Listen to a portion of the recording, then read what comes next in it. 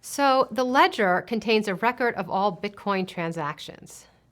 So it's a memory system. And in fact, this equivalence between money and memory was proposed by the macroeconomist Narayana Kocherlakota back in 1998. And his point is that money and memory are the same. If you had perfect memory, you could implement any system that you could implement with money. So along with a digital signature, the accurate ledger is required for the existence of property rights in Bitcoin. Now, credit card companies, banks, and other intermediaries essentially are ledgers, and they enforce the accuracy of the ledger and hence enable property rights. And it's in their interest to enforce the accuracy of the ledger. But Bitcoin is decentralized. So who is the keeper of this collective memory, and who ensures that it is accurate? So in his Bitcoin white paper, Satoshi Nakamoto realizes the problem with previous decentralized ledgers and proposes a solution. In previous attempts to decentralize, creators focused on making it impossible to tamper with the ledger. Now this is really hard because the ledger is decentralized. It's on everybody's computer, so how are you going to make it tamper-proof? What Satoshi realized is that it was sufficient to have incentives not to tamper with a ledger.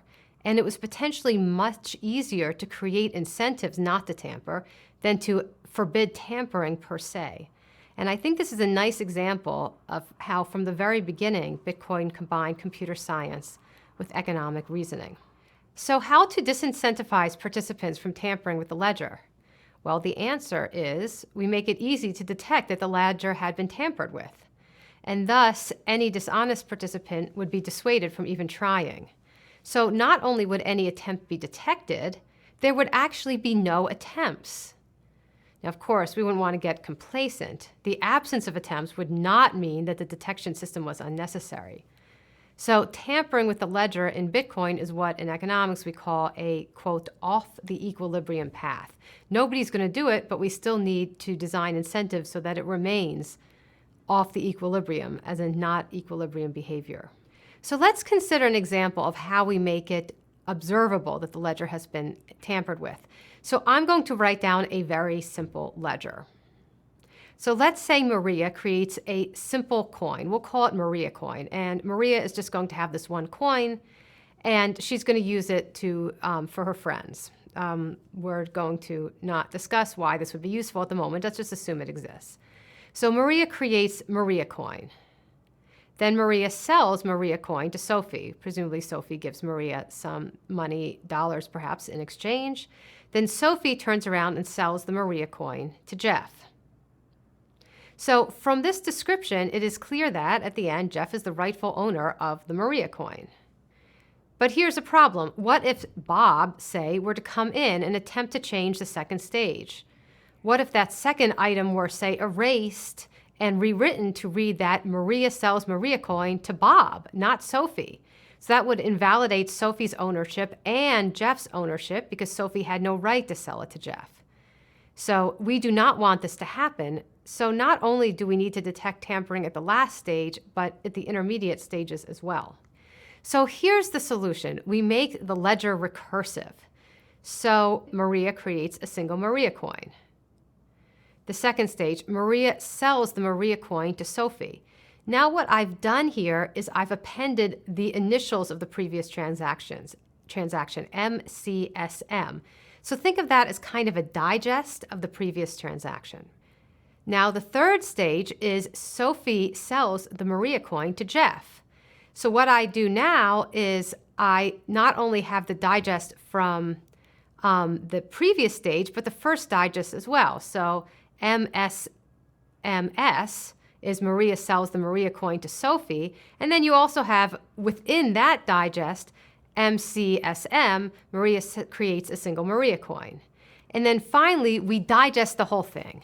We have SSMG, Sophie sells the Maria coin to Jeff, and then the other previous two entries are also embedded in that last digest. So to summarize, alongside each entry, I've put a digest, a kind of shorthand to the previous entry. In creating this shorthand, I followed a simple algorithm. I used the first letter of each of the words. Now, in principle, we could use this to detect tampering, right? Because what we could do is we could check if the initials match the words in the previous step. So let's just see an example of how this would work. Let's say Bob were to tamper with the second item on the ledger. Instead of reading Maria sells the Maria coin to Sophie, he tampers with it to read Maria sells the Maria coin to Bob. Well, at that point, the digest would not match. MSMS at the next stage would not be the right initials. So you could detect the tampering by comparing the second stage with the digest that appears of the second stage in the third stage. Now, of course, if Bob were really determined, he could tamper with the digest that appears in the third stage. He could tamper both with item 2, having it read Maria sells the Maria coin to Bob, and he could then take MSMS and change it to the appropriate initials. However, then the overall digest would not match the stage 3 message. So in order to truly tamper with a ledger in a way that could not be detected, Bob would have to first tamper with the entry at stage 2, then the digest at stage 3, then the digest of the digest at stage 4. Now, in this example, this digest technique is pretty easy to work around. All Bob would have to do would be to find a friend whose name begins with an S, and he could then tamper with it and, give the money to his friend. But this really is the idea that Bitcoin uses. But there's a crucial difference. The digest that I've created here is created using cryptography, not, say, just the first initial of the names. And what that means is it's virtually impossible to change the transaction in such a way that it still matches the digest. So to summarize, along with the digital signature, a tamper-proof ledger is a key feature of Bitcoin that enforces property rights. Now, how do you make a ledger tamper-proof when it is distributed? Answer, you make sure any attempts will be discovered. So how do you do that? By making the ledger recursive. Every entry contains a little copy of the previous entry.